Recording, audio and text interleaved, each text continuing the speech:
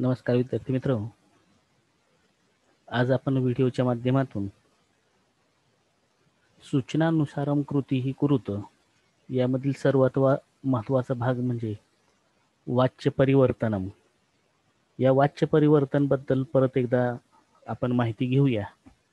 काही विद्यार्थी थोड्याशा काही सामान्य चुका यामध्ये करत असतात। प्रयोग परिवर्तनम यामध्ये तुम्हाला थोडीशी चूक सुद्धा आपल्याला तिथं योग्य ठरत नाही, आपल्याला तिथं पूर्णपणे गुण मिळतातच असं नाही। तर त्यासाठी एक पुन्हा एकदा या प्रयोगाच्या संदर्भात आपण विचार करूया। याबद्दलच्या शंका ज्या आहेत त्या शंका आवर्जून आपण लिहून ठेवाव्यात, यथावकाश आपण त्या विचारणं गरजेचं आहे। तर आपण बघूया पुन्हा एकदा प्रयोग विचारः। संस्कृत वाक्यरचनेमध्ये प्रयोगाला अत्यंत महत्त्व आहे। त्याचबरोबर प्रयोगाची वाक्य बनवत असताना कोणत्या रूपाचं कोणत्या विभक्तीमध्ये रूप असणं गरजेचं आहे याविषयीची माहिती यापूर्वी आपण घेतलेली आहे। तर पुन्हा एकदा आपण पाहूया प्रयोगाच्या संदर्भातली आजची माहिती। यामध्ये आपण आज आधी क्रियापद वाक्यामध्ये जे आहे ते वाक्यामधील क्रियापद आपल्याला नेमकं काय सांगतं, कोणकोणत्या गोष्टींचा बोध करून देतं याविषयीची माहिती आधी आपण पाहूया। संस्कृतमधील कोणतंही वाक्य आपल्यासमोर आल्याबरोबर मग उदाहरणार्थ एक वाक्य आपल्यासमोर आहे बघा, बालकः ग्रंथम पठती। या वाक्यामध्ये पठती हे क्रियापद आहे। मग हे पठती हे जे क्रियापद आहे ते आलेलं क्रियापद आपल्याला नेमका कोणत्या गोष्टीचा बोध करून देतं, कोणकोणत्या गोष्टींचं ज्ञान करून देतं हे पाहणं गरजेचं आहे। ही प्रयोगाच्या बद्दलची माहिती पाहण्यापूर्वी आपल्याजवळ कोणकोणत्या बाबी असणं गरजेचं आहे ते आधी सांगू आणि आपण मग पुढे जाऊया। आपल्याला लट लकार, लंग लकार, लोट लकार आणि विधिलिंग लकार या चारींचे दोन्ही पदांचे प्रत्यय पाठ असणं गरजेचं आहे। प्रथम, चतुर्थ, षष्टम आणि दशम या चारच गणांचे प्रत्यय पाठ असून उपयोग नाही, तर द्वितीय गटामध्ये असणारे जे 6 गण आहेत या 6 गणांसाठी असणारे जे प्रत्यय आहेत ते प्रत्यय देखील आपले पाठ असणं आवश्यक आहे। तर ह्या बाबी ज्या आहेत आणि त्याचबरोबर आपल्याला जी 8वी 9वी ती नामं जी आहेत मग ती अकारांत असतील, आकारांत असतील, उकारांत असतील, काही व्यंजनांत असतील, या नामांची रूपं देखील आपल्याला तंतोतंत पाठ असणं गरजेचं आहे। यामध्ये आपल्याला विशेषतः प्रथमा विभक्ती आणि तृतीय विभक्ती प्रयोगाच्या संदर्भात प्रथमा आणि तृतीय विभक्ती या 2 विभक्ती आपल्याला माहीत असणं गरजेचं आहे। आणि कर्मासाठी द्वितीय विभक्ती म्हणजे प्रत्येक नामाची प्रथमा, द्वितीय आणि तृतीया ही तिन्ही विभक्तींमधील रूप जी आहेत ही रूप आपली लिंग वचनानुसार, स्वरांतानुसार, त्याचबरोबर व्यंजनांतानुसार पाठ असणं गरजेचं आहे। तर ही प्राथमिक माहिती सांगितल्यानंतर पुन्हा आपण आपल्या विषयाकडे वळूया की क्रियापदम इति वाक्यस्य महत्त्वपूर्णम अंगम वर्तते। अस्मिन् वाक्ये बालकः ग्रंथं पठते। अस्मिन् वाक्ये पठति इति क्रियापदं पठ धातोः लट् लकारस्य प्रथम पुरुषस्य एकवचनं भवति। तेन क्रियापदेन कस्य बोधः भवति। आता याविषयीची आपण माहिती बघूया। कशाचा बोध होतो नेमका, तर या 7 गोष्टींचा बोध होतो का आपण बघूया। पहिला बोध होतो तो म्हणजे पठनस्य क्रिया। त्या क्रियापदावरून आपण वाचण्याची क्रिया जी आहे ती आपल्याला समजून येते। पुन्हा तो धातू कोणत्या पदाचा आहे हे समजून येतं। म्हणजे पठती ह्यामध्ये ती हा प्रत्यय आहे, ती हा प्रत्यय जो आहे तो लट लकाराचा प्रथम पुरुषाचा एकवचनाचा परस्मैपदीचा प्रत्यय, म्हणजे आपल्याला त्या धातूवरून ते रूप जे आहे, त्या धातूचं रूप जे आहे ते परस्मैपदी आहे आपल्याला हे समजतं। त्याचबरोबर ती या प्रत्ययावरून तो धातू प्रथम पुरुष आहे आणि आणखीन कशाचा बोध होतो तर तो एकवचनाचा आहे। त्याचबरोबर ते जे रूप आहे ते लट लकाराचं आहे। बघा, ते रूप जे आहे ते लट लकाराचं प्रथम पुरुषाचं एकवचनाचं परस्मैपदीचं रूप आहे। त्याचबरोबर आणखीन कशाचा बोध होतो तर धातोः विकरणम. धातूची जी विकरण आहेत, मग आपण थोडासा विचार केला तर प्रथम गटातील जे 4 गण आहेत, प्रथम, चतुर्थ, षष्ठम आणि दशम, यांची विकरण आपल्याला माहिती आहे. प्रथम गणाचं विकरण अ, चतुर्थ गणाचं य, षष्ठम गणाचं अ, दशम गणाचं अय. या विकरणाचा देखील आपल्याला बोध होतो. मग शेवटचा जो प्रश्न आहे, त्या ठिकाणी प्रश्नार्थक चिन्ह आहे, यावरून आपण बघूया याची उत्तर आपल्याला देता येतात का, की त्या क्रियापदावरून कर्तुः पुरुषः वचनम च, कर्त्याचा पुरुष आणि वचन आपल्याला समजतं का? तर याचं उत्तर आहे हो, समजतं आपल्याला. या क्रियापदाच्या रूपावरून त्या कर्त्याचा पुरुष आणि वचन समजतं की पठती हे जे रूप आहे ते प्रथम पुरुष आहे आणि वचन कोणतं आहे तर एक वचन आहे. याचा आपल्याला बोध या ठिकाणी होतो, कर्त्याचा बोध होतो की तो जो कर्ता आहे तो प्रथम पुरुषी एक वचनी आहे. तिथंच जर पठामी असतं तर त्यामधील कर्ता जो आहे तो उत्तम पुरुषाचं एक वचन आहे. पठसी असतं तर तो जो कर्ता आहे तो कर्ता मध्यम पुरुषाचं एक वचनी आहे. हे अशा प्रकारचा बोध आपल्याला क्रियापदावरून होत असतो. आता काही वाक्य आपण बघूया उदाहरणादाखल. अधुना एतानि वाक्यानि पठत. बालकः ग्रंथं पठति, बालकौ ग्रंथं पठतः, बालकाः ग्रंथं पठन्ति, अहम ग्रंथं पठामि, त्वम ग्रंथं पठसी. यामध्ये हायलाइट केलेले जे शब्द आहेत ते शब्द जर वाचले आपण तर त्यावरून फक्त आधी जर क्रियापद बघितली, क्रियापदांची रूप जर आपण बघितली तर आपल्याला निश्चितपणे या कर्तृ पदस्य बोधः भवति. कसा बघा, पठती यावरून ते प्रथम पुरुषाचे एकवचन आहे म्हणून बालकः प्रथम पुरुषी एकवचनी कर्ता आहे. पठतः, तह हा प्रत्यय जोडलेला आहे म्हणून त्यामध्ये कर्ता जो आहे तो द्विवचनामध्ये असणार आहे, कारण की लट लकाराच्या प्रत्ययांमध्ये ती, तह, अंती हा द्विवचनाचा प्रत्यय आहे. पठंती, पठंतीमध्ये अंती प्रत्यय आहे प्रथम पुरुषी बहुवचनी, म्हणजेच यावरून आपल्याला कर्त्याचा बोध होतो की कर्ता हा प्रथम पुरुषामध्येच आहे पण बहुवचनामध्ये आहे. आणि शेवटच्या 2 वाक्यांवरून आपल्याला निश्चित अर्थानं त्या कर्त्याचा बोध तो कोणत्या पुरुषामध्ये आहे, वचनामध्ये आहे याचा बोध होतो. पठामी हा उत्तम पुरुषाचं एकवचनी प्रत्यय आहे आणि म्हणून तिथं अहम हा कर्ता जो आहे याचा बोध होतो आपल्याला, आणि पठसी हे मध्यम पुरुषाचं एकवचन आहे. आता बघा, खालील वाक्यावरून आपल्या लक्षात येईल की यावरील वाक्यावर 5 वाक्यांवर ते विधान आहे. एतेषु वाक्येषु क्रियापदम कर्तृपदस्य पुरुषम वचनम च अनुसरती.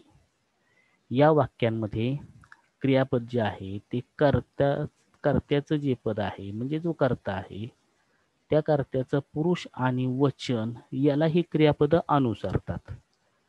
म्हणजे कर्ता ज्या पुरुषामध्ये आहे त्याच आणि वचनामध्ये आहे त्याच पुरुष वचनामध्ये क्रियापद आहे. यदि कर्तृपदम परिवर्तते, जर कर्त्याचं पद बदललं, परिवर्तते बदललं, तर ही क्रियापदम अपि परिवर्तते, तर क्रियापद सुद्धा बदलतं. अतः कर्तृप्रधानानी इमानी वाक्यानी, आणि म्हणून ही जी वाक्य आहेत ती कर्तृप्रधान आहेत, कर्त्याचं पद प्रधान असलेली ही वाक्य आहेत. तुम्हाला ह्या वाक्यांवरून कोणत्या प्रयोगाचा बोध आपल्याला इथं करून दिला जात आहे हे लक्षात आलं असावं की ही जी वाक्य आहेत ही कर्तरी वाक्य रचनेचा बोध करून देणारी आहेत. कारण की आपल्याला इथं लक्षात येत आहे की कर्त्याचं पद बदललं की क्रियापद बदलतं. कर्ता मूळ वाक्यामध्ये जर आपण एखाद्या पुरुषामध्ये वचनामध्ये असेल आणि तो जर बदलला तर लगेच क्रियापदामध्ये सुद्धा बदल झालेला आपल्याला दिसतो. जसं की पहिल्या 3 वाक्यांमध्ये बघा, कर्ता हा प्रारंभी एक वचनामध्ये आहे, दुसऱ्या वाक्यामध्ये द्विवचनामध्ये आहे, तर तिसऱ्या वाक्यामध्ये बहुवचनामध्ये आहे. आणि असं त्याच्या कर्त्यामध्ये परिवर्तन केलं की आपोआप क्रियापदामध्ये सुद्धा बदल झालेला आपल्याला पाहायला मिळतोय. की बालकः एकवचनी आहे प्रथम पुरुषी म्हणून क्रियापद सुद्धा प्रथम पुरुषी एकवचनी. बालकौ द्विवचनामध्ये आहे म्हणून पठतः द्विवचनामध्ये आहे. बालका हा बहुवचनामध्ये आहे म्हणून पठंती हे सुद्धा बहुवचनामध्ये. तर शेवटच्या 2 वाक्यांमध्ये मात्र कर्ता जो आहे तो उत्तम पुरुषामध्ये आहे आणि 5व्या वाक्यामध्ये तो मध्यम पुरुषामध्ये आहे. कर्ता उत्तम पुरुषामध्ये गेल्याबरोबर पठ या धातूला मी हा प्रत्यय लट लकाराचा उत्तम पुरुषाचा एकवचनाचा प्रत्यय लगेच जोडलेला दिसून येतो. म्हणजे याच्यावरून 5ही वाक्यावरून खाली जे तुम्हाला नोट दिलेली आहे त्यामध्ये आपल्याला लक्षात येते की कर्तृप्रधानानी इमानी वाक्यानी, त्याच्या प्रारंभीचं वाक्य आहे ते आवर्जून लक्षात ठेवा. यदि कर्तृपदम परिवर्तते, जर कर्त्याचं पद बदललं तर ही क्रियापदम अपि परिवर्तते, तर मग क्रियापद सुद्धा बदलतं. आणि म्हणूनच ही कर्तृप्रधानानी वाक्यानी, म्हणून ही कर्ता हे पद प्रधान असणारी वाक्य आहेत. या 5ही वाक्यांमध्ये ग्रंथम हे कर्म आहे. या कर्मामध्ये कोणताही बदल झालेला नाही. कर्माची विभक्ती बदलली नाही, कारण की तुम्हाला माहित असेल की कर्म नेहमी द्वितीय विभक्तीमध्ये असतं. तर या ठिकाणी कर्तरी प्रयोगामध्ये म्हणजे कर्तृवाच्य प्रयोगामध्ये कर्ता बदलला की क्रियापद बदलतं, पण कर्मामध्ये कोणताही बदल होत नाही. हे या वाक्यावरून आपल्याला लक्षात आलेलं असावं. पठती इति क्रियापदस्य श्रवणेन एव कर्ता प्रथम पुरुषस्य एकवचने इति ज्ञायते. यापूर्वीच याचा हा विषय आपण मांडला होता की पठती हे क्रियापद वाचल्याबरोबर, श्रवणेन एव ऐकल्याबरोबर कर्ता प्रथम पुरुषाच्या एकवचनामध्ये आहे असे आपल्याला समजते.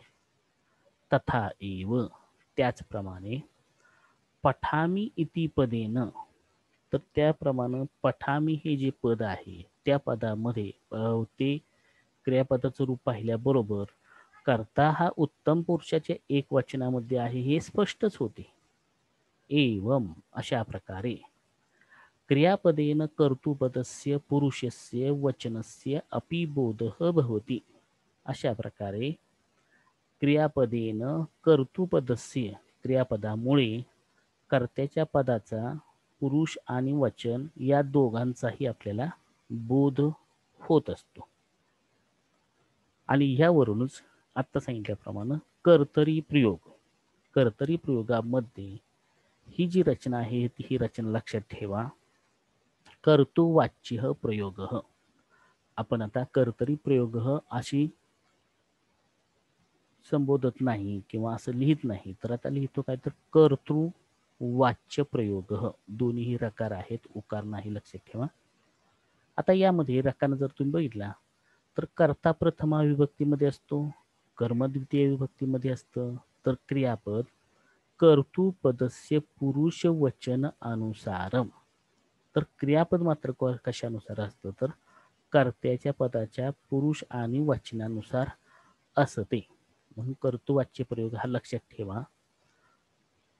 कर्तृवाच्य म्हणजेच कर्तरी प्रयोगामध्ये कर्ता प्रथमा विभक्तीमध्ये, कर्म द्वितीय विभक्तीमध्ये आणि क्रियापद कर्त्यानुसार, कर्त्याच्या पुरुष आणि वचनानुसार चालते. आणि म्हणून लक्षात ठेवण्यासाठी आपण म्हणतो बघा, कर्ता प्रथमेत म्हणून 1 म्हणा, कर्म द्वितीयमध्ये म्हणून 2 म्हणा, मग कर्तृवाच्य प्रयोग म्हणून 12 अंक लक्षात ठेवला की आपल्याला प्रयोग ओळखायला देखील सोपं जातं. इयत्ता 9वी मध्ये प्रथम सत्राला आपल्याला प्रयोग परिचयम कुरुत, प्रयोगाचा परिचय करून द्या. आपल्याला या अनुषंगाने केवळ वाक्य पाहिल्यानंतर त्या वाक्यामधील कर्तरी प्रयोगाच्या बद्दल ज्या सूचना दिलेल्या आहेत की आत्ताचा हा जो रकाना आहे तो जर रकाना लक्षात ठेवला तर आपल्याला कोणतंही वाक्य कोणत्या प्रयोगामध्ये आहे हे सांगता येईल. की ज्या वाक्यामध्ये कर्ता प्रथमित आहे, कर्म द्वितीयमध्ये आहे आणि क्रियापद कर्त्यानुसार चाललेला आहे, असं पाहिल्याबरोबर ते जे वाक्य आहे ते कर्तृवाच्य प्रयोगामध्ये आहे हे आपल्याला लगेच समजतं. आता हा रकाना पाहिल्यानंतर आणखीन आत्ताचा मुद्दा जो आहे तो स्पष्टच होईल. त्यामधील पहिलं वाक्य बघा, मधुरा सुधा खंडान आनयती. या वाक्यामध्ये मधुरा हा कर्ता आहे तो प्रथमित आहे, प्रथम पुरुषाच्या एकवचनामध्ये आहे.